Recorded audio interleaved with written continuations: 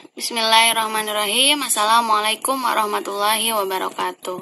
Apa kabar anak-anak? Semoga kalian dalam keadaan sehat walafiat dan selalu dalam lindungan Allah Subhanahu wa taala.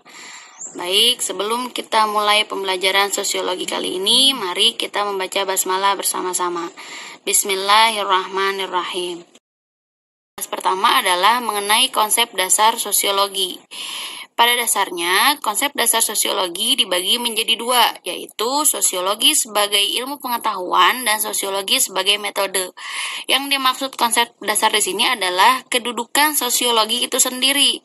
Jadi, kedudukan sosiologi itu dibagi menjadi dua. Sosiologi bisa dijadikan sebagai ilmu pengetahuan yang di dalamnya membahas mengenai masyarakat dan juga bisa dijadikan sebagai metode. Nah, yang dimaksud sosiologi sebagai ilmu pengetahuan adalah kumpulan pengetahuan mengenai masyarakat dan kebudayaan yang disusun sedemikian rupa secara sistematis dengan berdasar pada analisa berpikir yang logis dan ilmiah. Sebagai ilmu pengetahuan memiliki 4 ciri-ciri. Ciri-ciri yang pertama itu adalah empiris. Yang dimaksud dengan empiris di sini adalah sosiologi itu harus berdasarkan observasi atau kenyataan yang ada, tidak boleh hanya menduga-duga. Itu adalah ciri-ciri empiris. Yang kedua adalah teoritis, yaitu menyusun abstraksi dari hasil observasi yang bertujuan untuk menyusun kerangka dan menjelaskan hubungan sebab akibat, kemudian diambil kesimpulan logis sehingga menjadi sebuah teori. Maksudnya, sosiologi hanya mempelajari data persoalan di masyarakat yang kemudian menjadi fakta yang sifatnya teori sebagai pengantar pemahaman tentang sebuah fakta sosiologi. Yang ketiga adalah kumulatif. Teori-teori disusun berdasarkan teori-teori yang sudah ada atau memperbaiki, memperluas, serta memperkuat teori yang sudah lama. Maksudnya adalah, sebagai suatu ilmu dalam mengkaji sebuah permasalahan di masyarakat, maka sosiologi akan menggunakan teori-teori yang sudah ada sebelumnya untuk mendapatkan pemahaman tentang dasar permasalahan dan kemudian akan melahirkan teori yang baru untuk memperkuat dan memperluas teori yang sudah ada sebelumnya. Yang keempat adalah non-etis. Kajian sosiologi tidak mempersoalkan baik dan buruk, tetapi untuk memperjelas kajian atau masalah secara lebih dalam. Maksudnya adalah, dalam mengkaji sebuah data sosiologi akan mengabaikan nilai yang dimiliki oleh suatu data, baik atau buruknya, pantas atau tidaknya. Sosiologi akan melihat data tersebut sebagai objek kajian untuk dibahas dan dikaji secara mendalam. Kita akan membahas sosiologi sebagai metode. Sosiologi sebagai metode berarti sosiologi merupakan cara berpikir yang bertujuan mengungkapkan realitas sosial yang terjadi dalam masyarakat dengan menggunakan prosedur serta teori yang bisa dipertanggungjawabkan secara ilmiah. Maksud dari sosiologi sebagai metode di sini adalah kedudukan sosiologi bisa dijadikan sebagai sebuah metode penelitian yang biasanya meneliti mengenai masyarakat. Jadi, objek kajian sosiologi sebagai metode itu biasanya merupakan kehidupan di masyarakat. Pada metode yang lazim dipakai dalam penelitian sosiologi itu dibagi menjadi dua, yaitu metode kualitatif dan metode kuantitatif. Metode kualitatif merupakan metode yang menekankan pada pengumpulan data yang berupa kata-kata. Di sini ada 3 macam metode kualitatif. Metode yang pertama adalah metode historis. Metode historis di sini adalah metode yang dipergunakan untuk mencari dan sekaligus menganalisis data yang berupa peristiwa-peristiwa yang terjadi pada masa yang lampau dalam rangka memperoleh gambaran umum tentang fenomena kehidupan masyarakat yang terjadi pada masa silam. Jadi, data-data yang diambil pada metode historis itu merupakan data-data atau kejadian-kejadian yang telah lalu untuk dijadikan sebagai gambaran umum tentang fenomena kehidupan di masyarakat. Sedangkan metode yang kedua adalah metode komparatif, yaitu metode sosiologi yang dikembangkan melalui kegiatan perbandingan terhadap fenomena-fenomena yang terjadi dalam suatu masyarakat. Jadi, metode komparatif ini adalah membandingkan satu masyarakat dengan masyarakat lain. Biasanya bisa berupa vertikal atau horizontal. Kalau metode komparatif horizontal adalah metode yang membandingkan masyarakat yang satu dengan masyarakat yang lain pada waktu yang bersamaan. Sedangkan metode komparatif yang vertikal biasanya membandingkan masyarakat yang sekarang dengan masyarakat yang masa lampau. Sedangkan yang terakhir adalah metode studi kasus. Metode studi kasus merupakan suatu penelitian yang dilakukan terhadap suatu masyarakat tertentu dalam rangka mengkaji secara mendalam fenomena-fenomena yang terjadi dalam kehidupan masyarakat tersebut. Biasanya, dalam metode studi kasus ini, ada beberapa cara yang digunakan. Yang pertama, wawancara. Yang kedua, daftar pertanyaan. Yang ketiga adalah partisipan observer teknik, di mana pengamat ikut serta dalam kehidupan sehari-hari masyarakat yang diamati. Yang kedua adalah metode kuantitatif.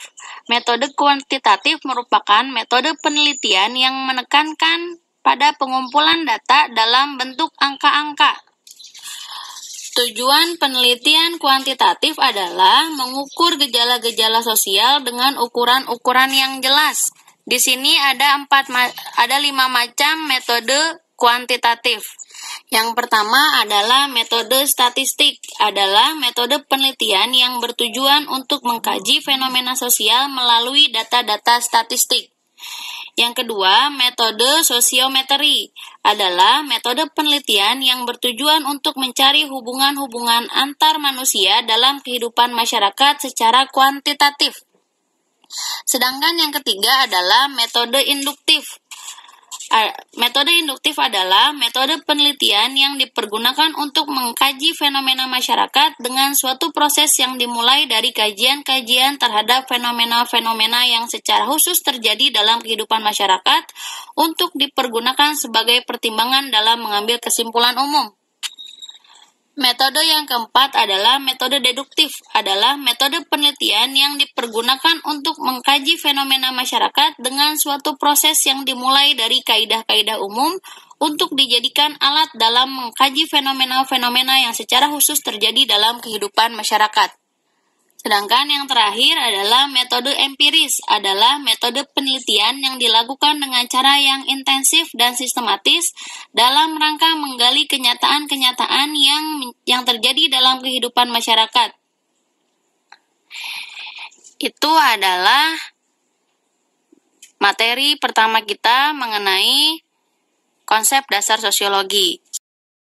Mengenai masalah sosial.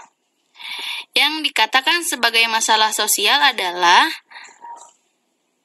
apabila bersangkutan dengan hubungan antar manusia dan mengganggu keutuhan masyarakat.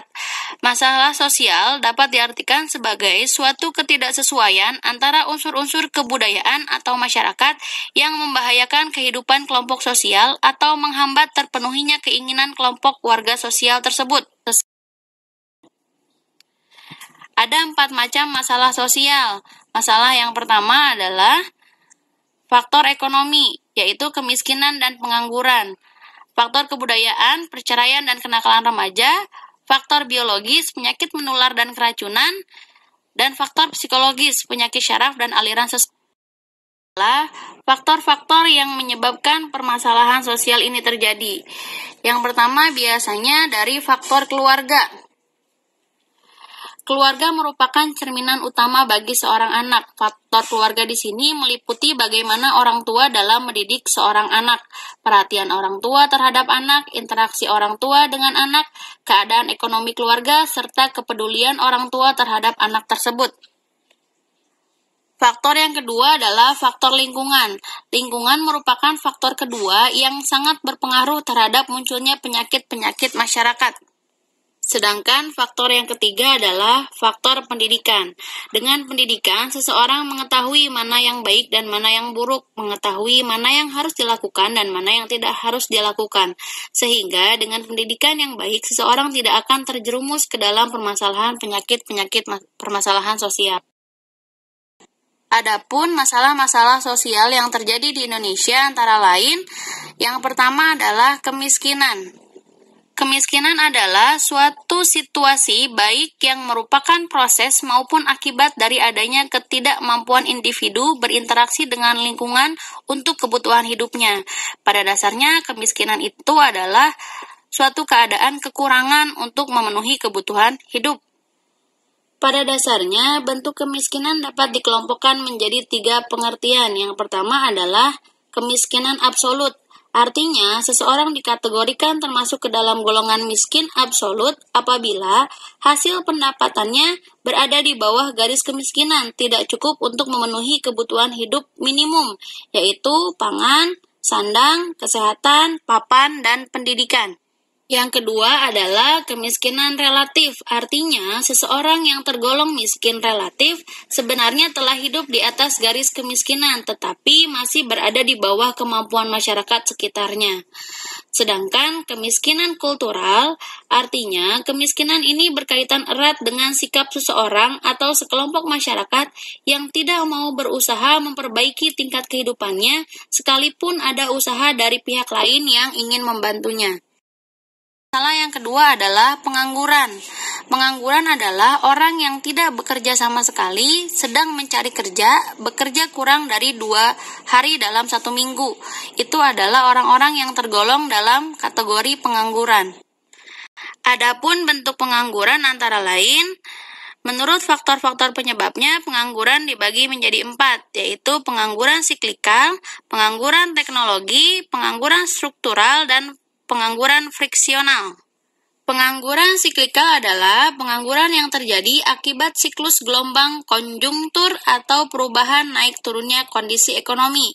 Sedangkan pengangguran teknologi disebabkan karena tenaga manusia diganti menjadi mesin atau robot. Sedangkan pengangguran struktural terjadi karena adanya perubahan struktur ekonomi dan corak ekonomi dalam jangka panjang, misalnya perubahan struktur agraris menjadi industri. Sedangkan pengangguran friksional adalah pengangguran yang terjadi sementara waktu atau dalam jangka pendek. Contohnya seperti menganggur sementara untuk menunggu panggilan kerja. Sedangkan menurut ciri-cirinya, pengangguran dibagi menjadi 4. Yang pertama adalah pengangguran terbuka.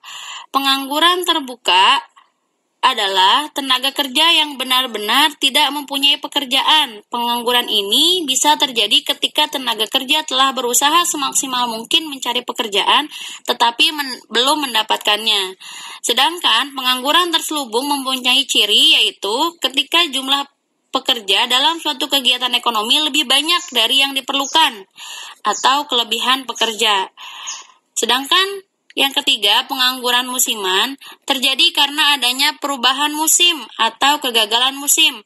Pengangguran ini sering terjadi pada petani yang menganggur di saat paceklik. Dan yang terakhir adalah setengah menganggur.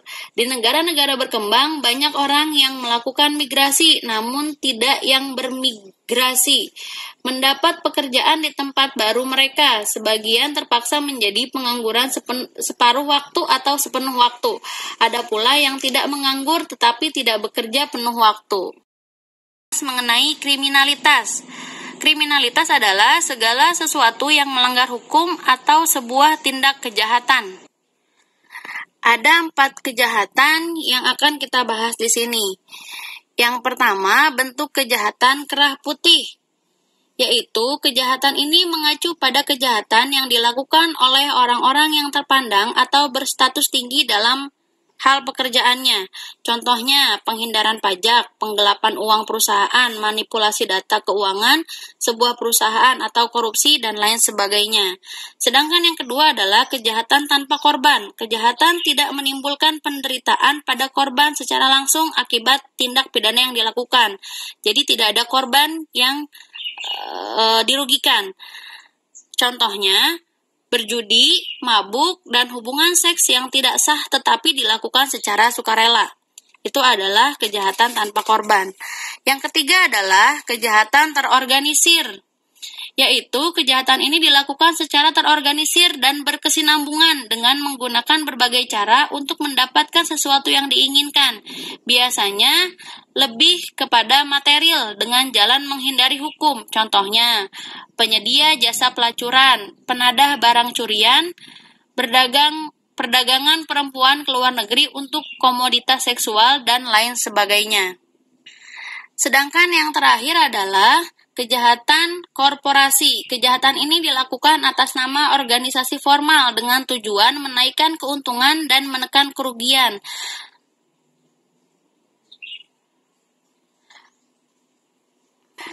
Biasanya kejahatan ini berupa kejahatan terhadap konsumen, kejahatan terhadap publik, kejahatan terhadap pemilik perusahaan, dan kejahatan terhadap karyawan. Baik, itulah materi sosiologi yang kali ini kita bahas. Mudah-mudahan sampai sini kalian paham dan ini menjadi kisi-kisi untuk PAT kalian. Terima kasih, sampai kita tutup materi kali ini dengan membaca hamdalah. Alhamdulillahirabbil alamin. Wassalamualaikum warahmatullahi wabarakatuh.